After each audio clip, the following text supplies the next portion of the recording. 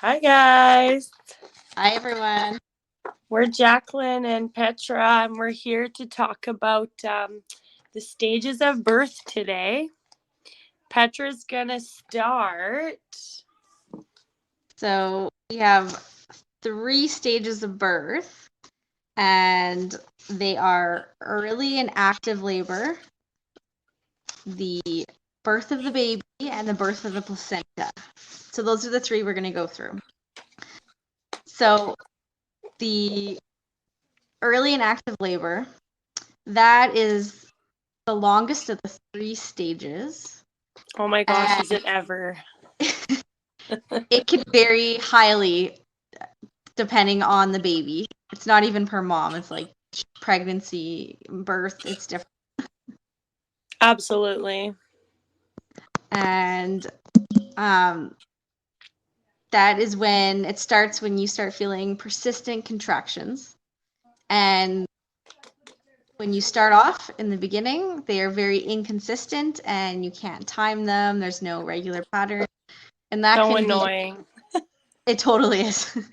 That can be like an hour. It could be days. I know that Petra and I have both had this same kind of labor. It is ridiculous. I think my first one was, I don't know, like altogether, like 3 days of annoying contractions. And like that led up to, I don't know, like 7 hours of active labor. And who knows what the early labor was. It's hard to even know, right? So, Yeah, you don't always know when it actually first starts either. Because nope. some people will be in early labor and they will be slowly dilating and they don't even know it. And all of a sudden they get a cervical check or a membrane sweep or something from their provider. And they're like, oh, you're 3 centimeters dilated. And they're like, what? Totally. And you know what's funny is I was talking to my sister and she didn't know this, but I think she was like 6 centimeters before she even knew. She had like Wow. no pain. And then That's there's me. And when I was in labor, it was like so much worse. I knew it was so painful. And then they're like, you're 1 centimeter. that's It's bonkers. So honestly, like everybody is so different. And there's no way that you can know for sure how long you're going to be in labor. So, that is yeah. well, what we do know is that this is the phase where your cervix is changing. It is getting ready to allow that baby to come out. So the cervix is opening, which is dilating, Yeah. and softening. And Yeah. it's shortening and thinning, which is effacement or effacing. So that is one thing we know, but at what rate that happens, it varies. Gosh, I know. It really does. So when it starts, that's considered early labor. This is when you can be having a contraction and it's very uncomfortable for some people. Other people, they don't notice it, but you'll still be able to talk through them even if they are uncomfortable. Yeah. This is beginning stages of that cervix changing for you. Yeah. And the contractions will not have a specific rhythm whatsoever during this time. And often people who do notice them, they'll feel that they change when you're standing up and moving, as opposed to when you're just sitting down, laying down, resting. I know I Yeah. have. Yeah. It's funny. You're like, oh, I'm having contractions, and you're all excited. And then you lay down and then they stop and you're like, Yeah. oh man. Yeah. It can be really annoying and hard. So you never know. These are what make moms doubt that they're actually in labor for that reason. Yeah. And then there's some people who just like go from like a 0 to a 10 and then they're like, Yeah. I just pushed out my baby. And you're like, wow, that was not me. So honestly, there's no rhyme or reason. Like you just don't know. So Yeah. Well, my sister had that, right? What yeah. was it? Like 3 hours or something, like start to finish? Yeah. very fast, and like that was mind blowing. And especially yours, like your last, it was so fast. Like I got there at like 9:30, and by 10:30 you were not really talking to us really, and you were deep in labor, and then the baby was born just after midnight. So Yeah. It was 4 hours for that one. yeah, which is so fast. And it's funny because I was like, oh, my third's gonna be so easy, and it was my longest and hardest. Yeah. Can happen. Oh, babies. I know some people will have a sign that they are in labor, which is the big bloody show. That's losing your mucus plug. Yeah. And they do call it a bloody show. Yeah. So it actually sounds super disgusting. It's a little gross, but it sounds worse than it is. It really isn't that bad. It's more like just like mucus, and there's a little bit of like, there's a tinge of blood or whatever. And apparently, is this true that your mucus plug grows back? It can, yeah. It can, right? Yeah. So Crazy. what happens is as the cervix starts to dilate or open and thin out or efface, then it's this plug has been keeping the cervix closed so that the baby didn't have any bacteria or anything like that entering. So as it's changing, that plug starts coming out. So if it's changing like really slowly, you'll lose a little bit of that plug, and then some of it could regenerate, trying to keep baby safe. But Yeah. if it's changing at a faster rate, then you're just going to lose it all, and then your body's signaling to itself, okay, it's time, and then it keeps going. It's so cool. The coolest thing ever. And basically, How it happens. Yeah. it is, yeah. It basically just looks like some snot. It literally looks like Yeah. snot. I remember seeing it. I was like, what is that? And then I was like, yeah, I'm pretty sure that's what it is.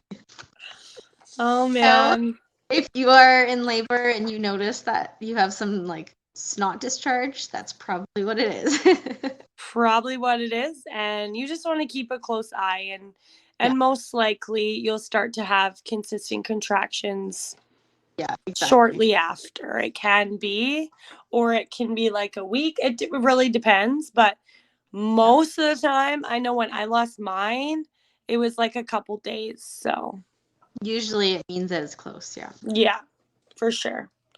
So what are some ways to promote comfort when you're in labor, Petra? Yeah, early labor is when you want to, if it's nighttime, you want to sleep.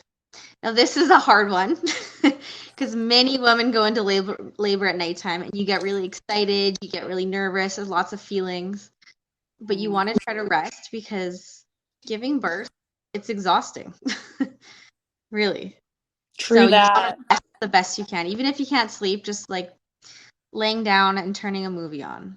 Or Yeah, like just relaxing is basically what you want to do. if it's at night. If it's at daytime, you could rest or you can move to try to encourage the contractions to keep going, right? Yeah. So that could involve going for a walk. That could involve going on the birth ball. If your waters have not broken, that could involve having sex. That could get it going. You could have a shower or a bath to try to relax. Use any of the comfort techniques you learn in childbirth classes. Yeah. Get a massage from your partner. Yeah. And make sure you stay hydrated, have a snack. Yeah. Anything else? It's really important, hey, to like make sure you're eating. And that's what like blows my mind.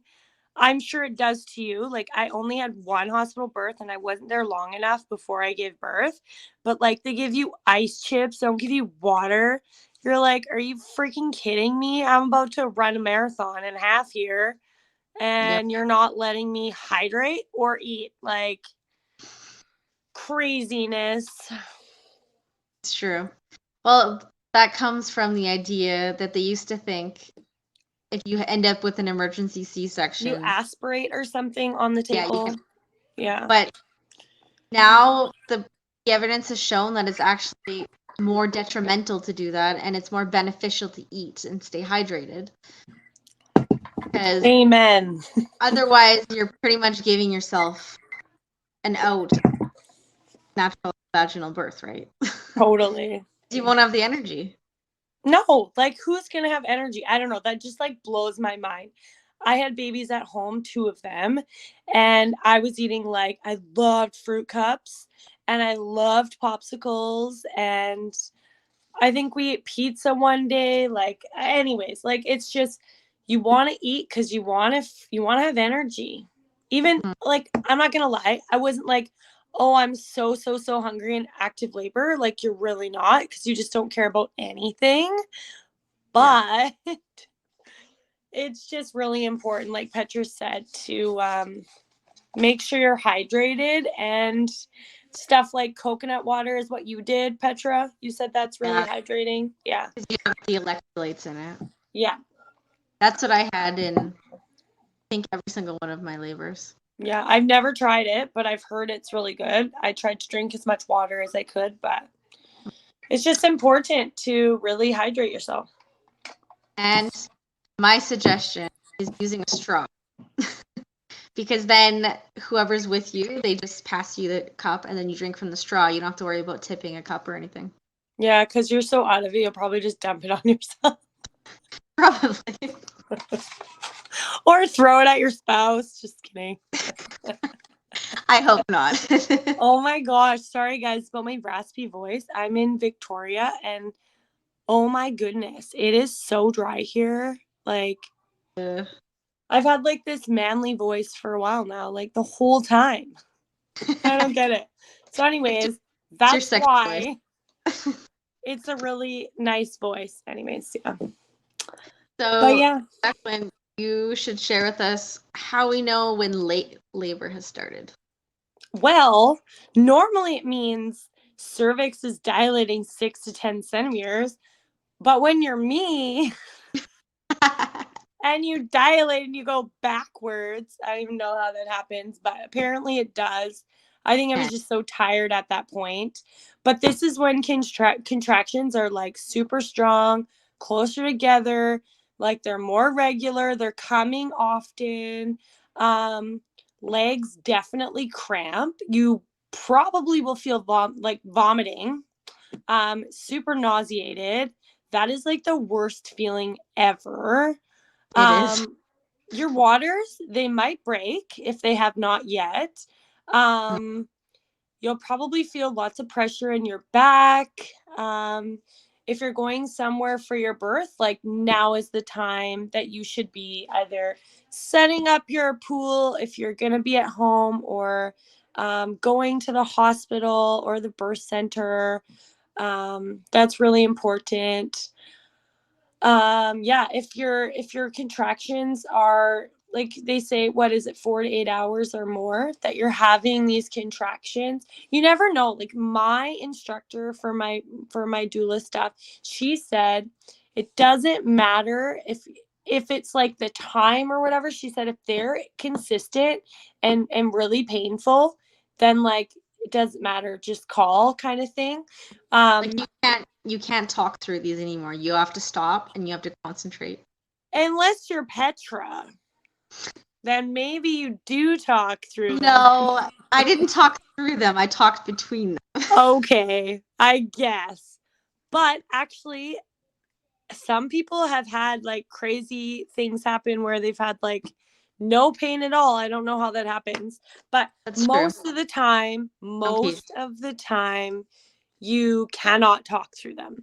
So that's when you want to like brace yourself and you really want to breathe deep into your contractions.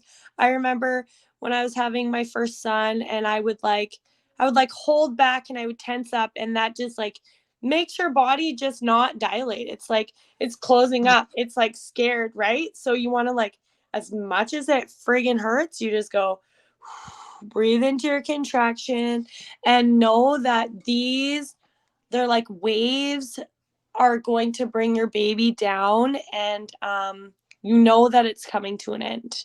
A really good thing, I didn't necessarily use this. I had like praise and worship music on, but relaxation techniques.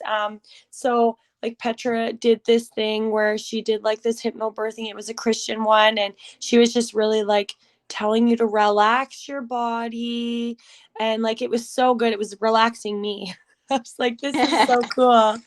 I could see why it would do that, and it would make you just feel at peace. And yeah, anything that makes you feel relaxed. Um, Going in the shower, hot water really helps. If you're not needing constant monitoring, like you don't need someone to monitor your contractions and like the heartbeat and stuff, changing positions, sitting on a birth ball. I did use that. Being in water, I mean, I was in water 3 times, all 3 times, and I loved it. Petra Yeah. had her first time in the water, and how did you love it? Oh, it was amazing. My second, I used the bathtub, so I had water for labor. Yeah. I just didn't birth in there. You didn't birth in there. Okay, I forgot you said that. So the tub was nice too. That's why I knew I'd love the pool, and the pool is even more amazing because you get more of your body in the water, and it's just Oh, when I had to get out to go pee, I'm like, why am I doing this? I need to just pee in the pool. I totally would have, and I would not have cared. You know what's funny though? If you are doing the water, just make sure it's like the right temperature. Because I remember with my first, Yeah. my midwife, I think she even smacked me on the butt. She was like, Jacqueline, you're going to boil your baby. And I was like, but this is so nice. I can't even feel my contractions. It's burning my skin. Like it was literally burning my skin. You You can would. ask, you can ask my husband. It was so funny. But if you are going to do a pool, Yeah. definitely do that. Yeah. Don't don't do what I did. Check the temperature. Check the temperature that it's safe for you and your child. Yeah. Um Also, yeah, like stopping to breathe through contractions, like it's so important.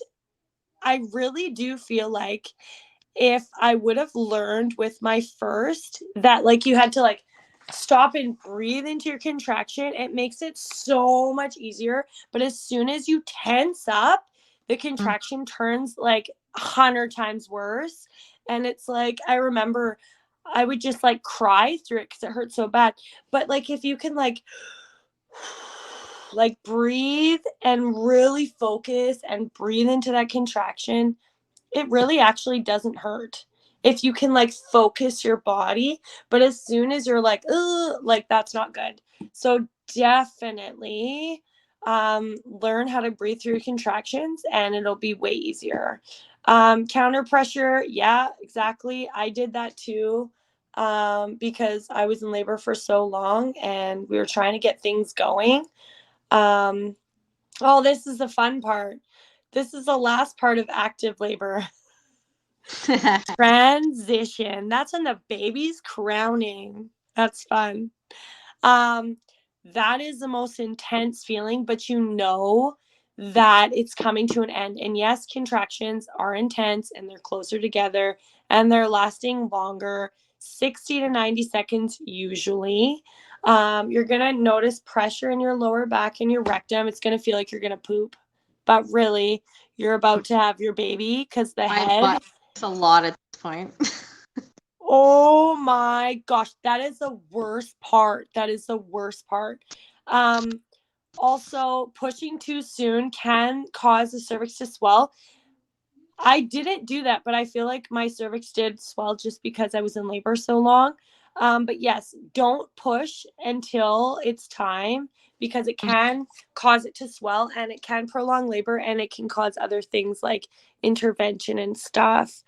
FER is real and you can wait for it or follow. So that's the fetal Fetal ejection. injection reflex. Yeah, so And that's when that's you literally push your baby out. Like you don't actually physically do it. You just like let your body do it. your body does it. I learned about it after my second. Yeah. And so with my third and fourth, my body did it. It was the coolest thing ever. Because I remember with my third, I was like, I'm going to wait for this. Yeah. And the contractions almost like start to feel a little bit different at this point. So right before that, you feel like you need to push, like you have this feeling, but if you resist the urge, your body will start doing it. Someone who is a paraplegic and doesn't have any feeling down there can give birth. That's That's how crazy. amazing our bodies are. That's amazing. Like your body can literally just push the baby out, and each contraction, like the contractions, they'll change and they'll Yeah. squeeze the baby out on its own. Honestly, the body is the Amazing. coolest thing ever, how it like is designed to do that. Like it's actually incredible how your body was created, and we were created to give birth. And just like Petra said, it's like you don't have to push and tear. Like there's ways to do it, and also gentle pushes. If you're pushing or you'll tear, that's true. Petra learned that too. Yes, with my second, I pushed too hard. I was too excited. And then I tore, Yeah. and that is not a good feeling. Oh, it's awful. I didn't tear, I've never torn all my babies. That was one thing I prayed to God. I'm like, no, I don't want to tear. This is horrible. And I actually didn't. Thank the Lord. But yeah, there's things that you can do to stop that. So yeah, definitely don't push too hard. And the whole thing is just push with your contraction. You'll feel it a lot of the times. If you don't have any drugs, if you have an epidural, it's hard. I've heard it's harder to push because you don't That's exactly so true. know, you don't know the time, like right then, because like you don't, like you're numb, right? So Can't, yeah, that can be really tricky. But yeah, the thing is, I mean, just push when you're told to, and don't just push to push. And the chances of you tearing are not as high. So yeah, that's definitely nice. it's true. I guess I can do birth of the baby. Yeah, we said I was going to do that. Okay, Yeah, guys. And then the second last thing is the birth of your baby. second So, a few minutes to a few hours is how long you push a baby out. So for I very me, I pushed about, I don't know exactly. I'd have to look at Lorelai's chart, but Ben, I think, was 15 minutes. I think Sophie was maybe 20 some minutes. And I think Lorelai was around 20 or 15 minutes. I don't think it was very long. Um, but I've heard of my people first one was pushing for long. like 3 hours. And I'm like, My first one was like an hour and a half or 2 hours long. Pushing first with Ondor. And then Juliana was oh, like 6 minutes.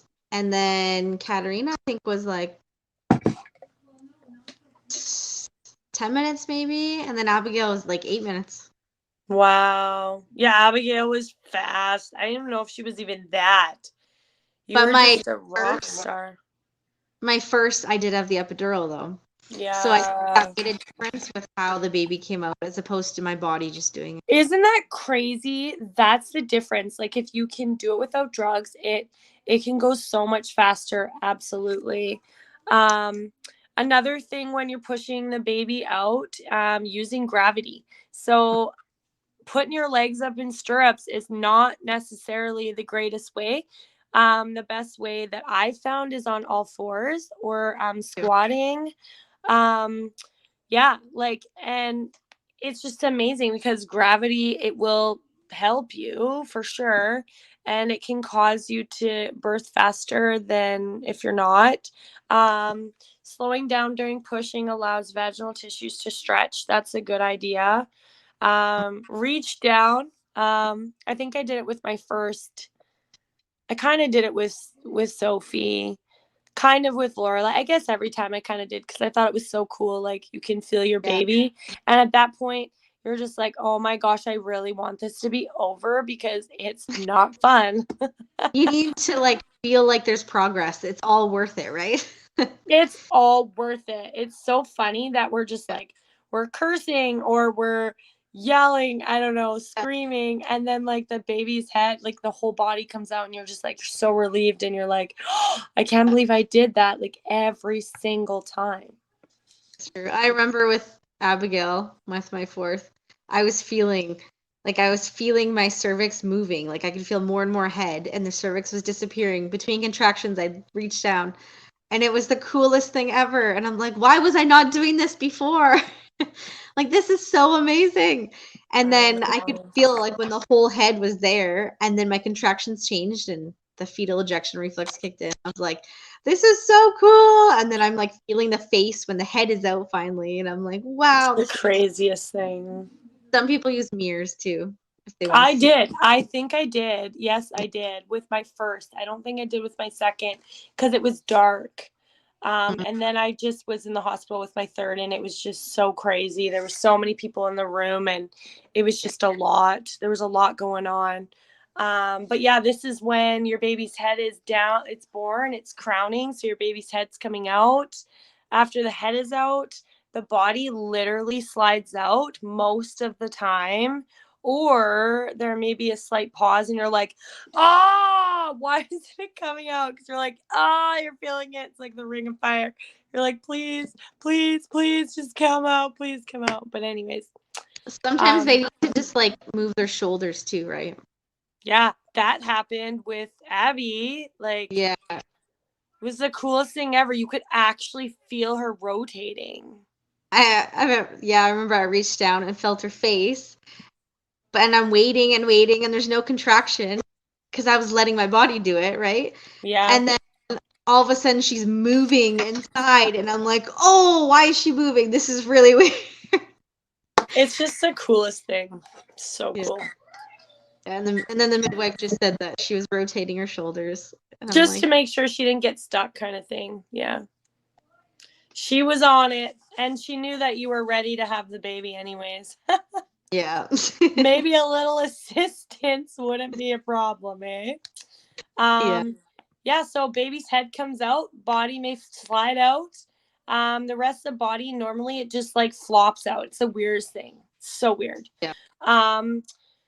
Delay cord cutting if possible. Absolutely. I did that with all of my kids. I think it's so important until it turns white. It can be used for so many different things. And it's giving baby higher iron stores. So you definitely want to do that if you have the option to. Yeah. Now, Petra is going to share about the placenta, delivering your placenta. Take it away. The third stage of birth that's not talked about as often. It's not as pretty, but it's still a part. It's definitely not as pretty. So usually what happens is you birth the baby, and there's this huge relief of like, oh, I did it! Like, this baby is here, and I can't believe I'm done. I mean, you're not fully done though, but it feels like it because you get to finally hold that baby. Totally. And at this point, usually you have a little pause, a little break before the placenta comes out. Occasionally it'll come out right away, but usually there's a break. And this is when your baby's either on your abdomen or on your chest, and if they can still be connected to the placenta while you're doing this. You can just hold the baby and cuddle. You can try to breastfeed at this point if you want. Some people will let the baby do what's called the breast crawl. Babies actually have a natural instinct to breastfeed. To find their food. It's so cool. Yeah. If you lay them on your abdomen, they will eventually actually start pushing up with their feet, and they crawl. They have an instinct to crawl right away. That disappears within a few days, but like right at birth. And that crawling will push their feet on your stomach, which actually helps with releasing the placenta as well, which is really cool. So and neat. They can smell the milk because the glands on the areola actually secrete the same scent as the amniotic fluid. It's amazing. Like, our bodies were designed perfectly. Unbelievably perfect. Together. Oh, totally. I didn't actually do the breast crawl with mine because I was just too anxious. Like, I just wanted to get them up on me, but I watched videos and it's beautiful. Lorelai did it. My last one. She totally found it on her own. She put it in her mouth. That's so cool. That is really nice when they can do that. It was so neat. So at this point, you'll also have some not quite as intense contractions, but you still will. Because your body is now getting ready to release that placenta. And the reason holding the baby, kissing your baby, talking to your baby, breastfeeding, all of that is good is because it releases oxytocin, and oxytocin helps release the placenta. So cool. Less hemorrhaging. Yeah. There's a lot of things. Yeah. Another reason you want a calm environment. Yeah. You want whatever that means for you individually, because everyone's different, right? Yeah. And so those hormones create the contractions which help push out the placenta. So the placenta literally detaches from inside the uterus. So cool. And then you end up pushing that out. Now, I think it's doctors and midwives, I think it's half an hour they usually will give you to let the placenta come out before they start to worry a bit. I think you're right. I have heard stories of women taking an hour or two and they're totally fine. But generally speaking, most healthcare providers will say half an hour and then they're going to talk to you about maybe getting D&C or them pulling it out. That actually happened to my sister. They're not supposed to pull it out. They're not supposed to, but Yeah. if it comes out in pieces, that happened to my sister. It Right came out after on she gave pieces on its birth, own. they had to stick their hand and pull it. It came out on pieces on its own, or they pulled it and then it came out on pieces? Pieces on its own. Ooh. So then she ended up actually having to get a D&C all 5 times. Yeah. Awful. That's crazy. I know. Yeah, that's the other thing is your healthcare provider will check your placenta once it's birthed to make sure it's all there. Because if anything's left behind, you can get really sick. Yeah, you can get sepsis. Yeah. Yeah. So that's the other thing that they're going to do. If you end up bleeding too much, there will be blood always at this point because you have an open wound in your uterus, literally. Yeah. But if there's too much blood and your healthcare provider, it feels like it looks like hemorrhaging, they will do what has a really a name that does not really suit it, but it's called a uterine massage. So the uterine massage is not really a gentle massage whatsoever. It's actually it is horrible. Like, kill me now. Yeah. Right when you're swollen, they like push down on your stomach. Yeah. So you're like all happy, you have this baby in your arms, and then they push really, really hard on your uterus. And what they're doing is they're trying to decrease the bleeding by pushing any clots out, anything that's left over, and it hurts. But it's horrible. If you're bleeding too much, it is necessary. It is very helpful. Yeah. And you just have to breathe through it and let them do it. They'll do it a few times to try to get everything out that they can. I'm having memories. I'm having flashbacks, and my child is 19 months. Yeah. I bled quite a bit with each baby, so every single one of them I had it, and it was not comfortable at all. I know. Horrible. I remember with my third, I was like, she's like, I think I'm gonna have to push down on your uterus again. I'm like, do you have to? I'm not bleeding that much, am I? Please don't. And she's like, Petra, I have to. And you're like, I want to punch you in the face. Okay, just let me hold my baby. Like, I did not like that. Yeah. No, especially when you're like swollen and like it's not fun. Yeah. It also is not good if you have a full bladder at this point. I remember when after I had Lorelai this time, the postpartum nurse comes in and she's like, "Hi, I'm here to check your bleeding and push on your stomach." And I was like, "No, you're not." And she's like, and I was like, "I'm good, thanks." Oh, man. I'm like, "You're not touching me again." I was like, "My midwife already did, so I'm good." I literally said no to her because I was so afraid. That's so crazy. Awful. I know. It was so funny. My husband's like, "What did you just say to her?" I can do what I want. If you are a first-time mom, something that you'll need to know is that after you give birth, you will not be wearing your pre-pregnancy clothes. Your stomach will still be big. Yep. It will look like you're like 20 weeks pregnant still. Mm-hmm. And that is everyone. It is absolutely normal, and it's because your uterus still hasn't shrunk back yet. It takes time. By 2 weeks, I think, Yeah. you're going to be like, look like you're 18 weeks pregnant still. And Yeah. by 4 weeks is how long it takes for it to actually shrink back to what pre-pregnancy was. It Yeah. takes a while. So your midwife or your nurse, depending on who you have for postpartum, will be checking your uterus and feeling where it is, because it'll get lower and lower as time passes, as it's shrinking, right? Just to make Yeah. sure that it's the right size. Yeah. And at this point, you're still going to be bleeding, which is called lochia. And honestly, the best thing to do is just wear diapers. Buy some adult diapers. And put And pads in it, because then you yeah, can use them longer. yeah, it's true. Yeah. You can use a pad in the diaper, or you can make pad pills, like the frozen pads Mm-hmm. for soothing if it's a little swollen. Put Yeah. that in the diaper too. Yeah.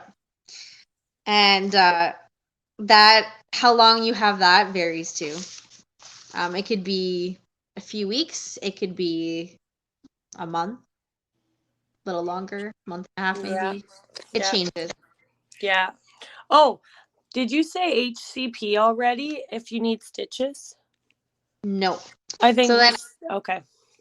I after think that's the the next placenta one. is birthed and everything, then your healthcare provider will check to see if you did tear, and if you did, then they would stitch you at that point. What's that like, Petra? Painful. Do whatever you can not to tear, because it is awful. And Petra's experienced it. I haven't, so I don't know, but I am somebody who has a pretty high pain tolerance. And I'm also somebody who needs like extra medication for it to actually work. yeah. So when someone should be able to get like 2 needles of freezing, it takes me like 4 or 5. And so then Needles. they have to poke you down there to freeze you. Otherwise, you're feeling each stitch, which is even worse. Yeah. So, I mean, it's good if you need it, but I suggest paying attention to your body. Don't push when you don't need to. Don't do that. Yeah, because it's not comfortable whatsoever. It's not worth it. If you did have an epidural, though, they would you'd be numb down there anyways. So It wouldn't really hurt, but moral of the story, push when you're supposed to, and then chances are it'll be low that you'll tear. So then at this point, now you just need to rest and heal and enjoy that new little baby. Yeah. Sleep when the baby does. Yeah, Ask literally. for help. Yeah. Because you're It's going true. to need it. And it's okay to. Yeah. It's okay to ask. Takes a village, my friends. Takes a Absolutely. village.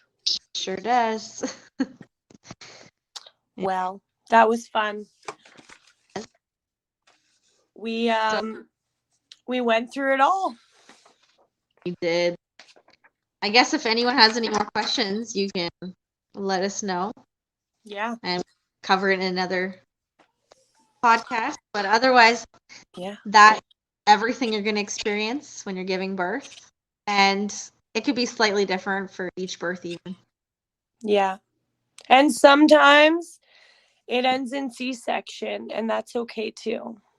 Yeah, absolutely. You never know what's going to happen. Sometimes you have to go with the flow. Yeah. It's just important that you and baby are safe. And we're going to do a podcast all about C-section. We'll find a C-section mama to share with us their experience.